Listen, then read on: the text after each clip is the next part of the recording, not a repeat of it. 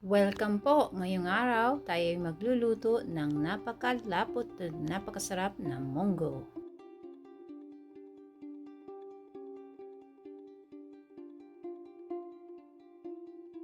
Ito po ang ating sahog. Meron po tayong sibuyas, kamatis, bawang, luya, at lemongrass o tanglad.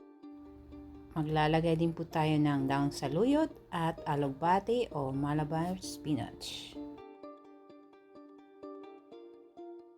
Magagamit din po tayo ng dilatang langka o young jackfruit. Magsasahog din po tayo ng 1/4 cup na dried fish or dilis.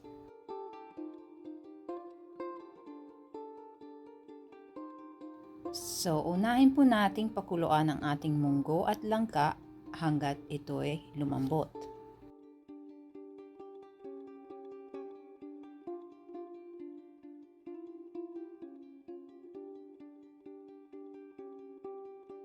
Kakailanganin din po natin ng isang latang coconut milk.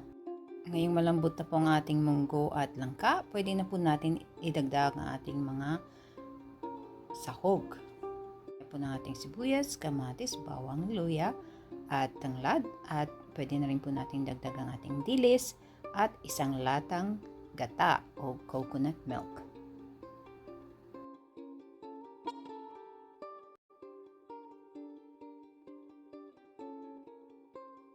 Dagdagan lang din po natin ng kalahating lata ng tubig na galing sa coconut milk. At gagamitan lang po natin ng isang kutsarang bagoong para sa ating pantimpla. Titikman ko lang po kung tama na ang timpla.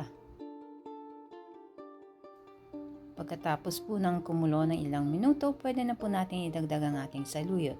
Hayaan po nating maluto ito ng at least 3 minuto. Pagkatapos ng 3 minuto, pwede na po nating isunod ang ating alugbati o malabar spinach. Hayaan po natin itong maluto ng mga 2 minuto at pwede na po nating ihain ang ating munggo. Ito na po ang ating nilutong munggo na may langka at may gata. Napakalapot at napakasarap. I hope ay ito po ay inyong magugustuhan at subukang lutuin. Napakadaling gawin.